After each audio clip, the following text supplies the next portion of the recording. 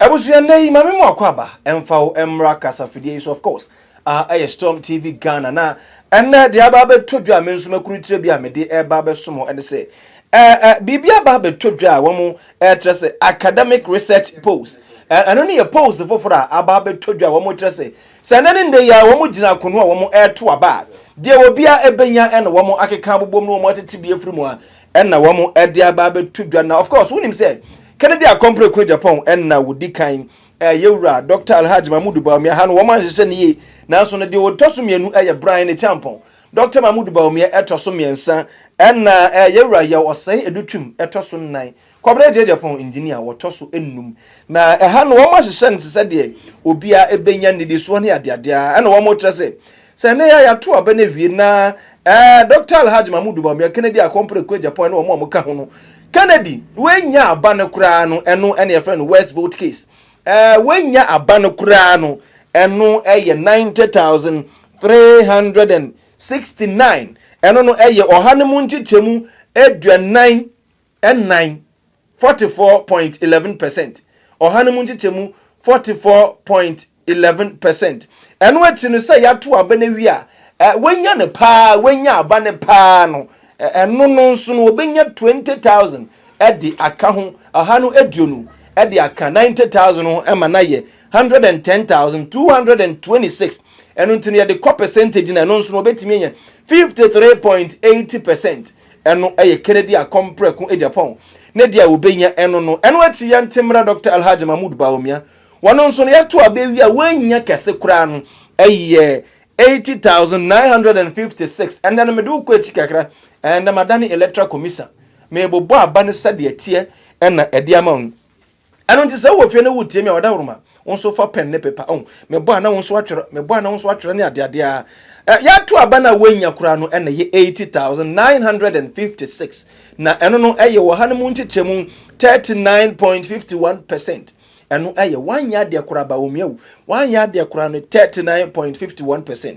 Na waya de pa ya to ewe na waya de pa no wobetimi enya 65,995 ahai me nshada ntiase because wanya de na so obenye 80,000 na waya de pa no obenye 65,000 de ende me camera guy ko bi besen kan de kan menya campaign kura metena fi na ende me de awem ho ande eba na manya de no me 80,000 de na waya de pa 65.95 no eno no what they call honeymoon chichemu 32.21%.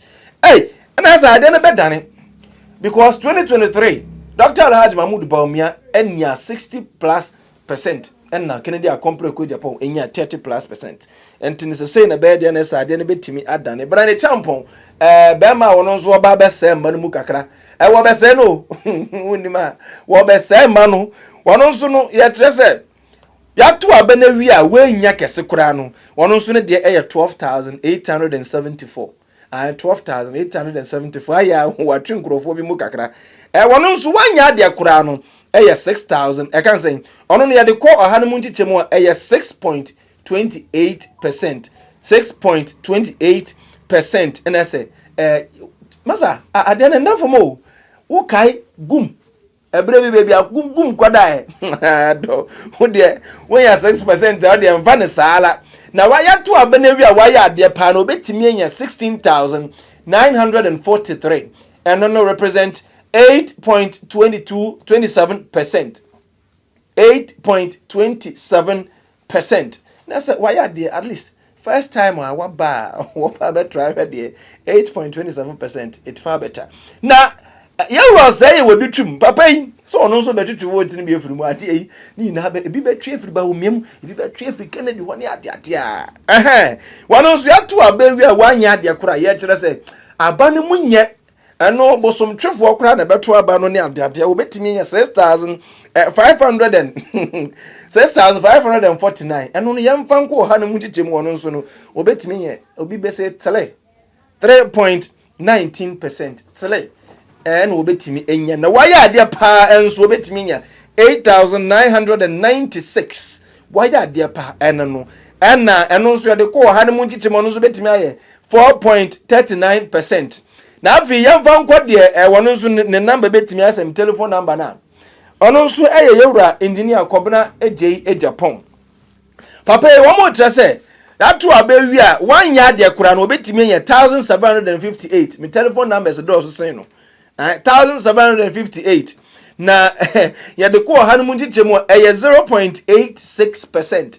Eno we no ne number no me telephone number no 2000 plus me kura me twa no ha ene ade na why ade pan so betimi ye 2732 why ade pan 2732 ya de ko ha no mu ntitremu 1.33 na ebusua ade na da ho no enti ebi wo ha so mbejae Kobna Agyapong say ono na nka me prefer nko wonko national corporate chairmanship no de chema wontumi mo pre no en nka eduru no so na ade and of course the people of Ghana akatra no but I think say opeso okobi 4.6 billion 46 billion na here tua no why na dey so obetua bi abusua ni nyina mu ne kabo mu total percentage no one more man ya de west vote no 192,506 eno percentage no 94%.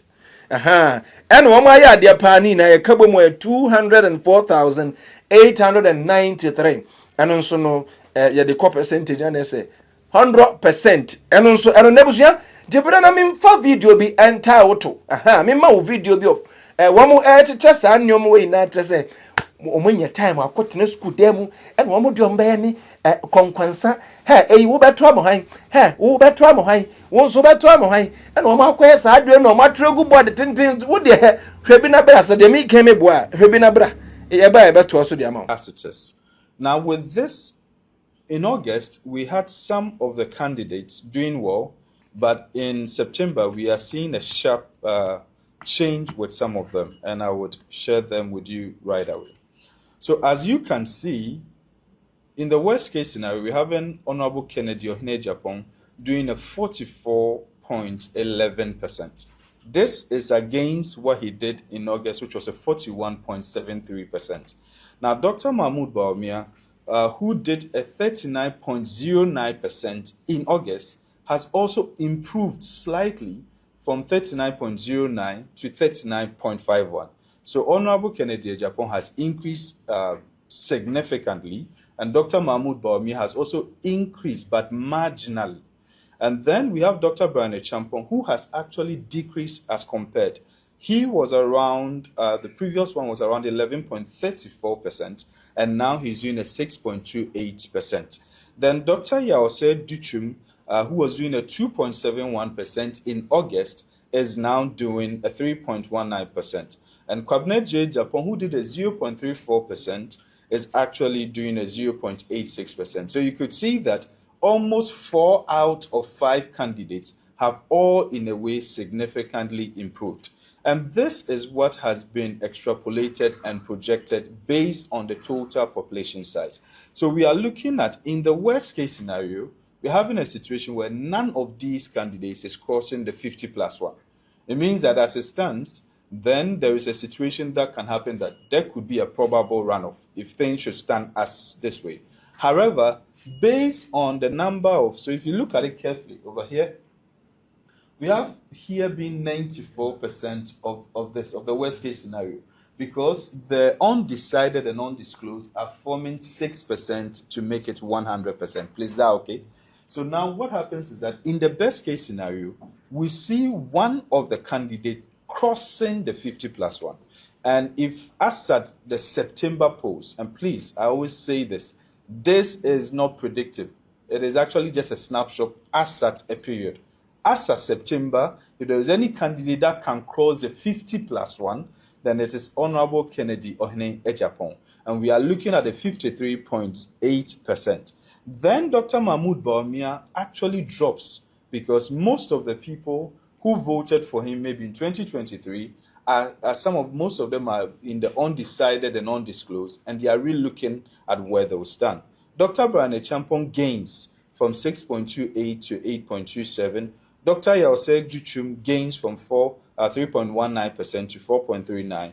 And Kobna Agyapong moves from the 0.83, because he was doing 0.34 in August. He's moved to 0.86, and in the best case scenario can move to 1.33. Now, these are how it is looking like for all of them. So we are looking at the worst case scenario being like the baseline, and then the best case scenario being like the ceiling. So what it means is that currently the potential of Honorable Kennedy Agyapong now is he doing a minimum of 44% going into the primaries and a maximum of 53% going into the primaries as at September. Dr. Mahmoud Bawumia is currently doing a minimum of 32% and doing a maximum of 39%. Dr. Brian Agyapong is doing a minimum of 6.28% and a maximum of 8.27%. Yao Duchum is doing a minimum of 3.19% and a maximum of 4.39%. And Engineer Kwabena Agyapong doing a 0.86% and a maximum of 1.33%. If you look at the delta, you look at the change happening here, almost all four candidates gain, whilst Dr. Mahmoud Bawumia is the one who loses because he is the main candidate from which the other candidates are taking votes from. Please, I hope you understand it. And then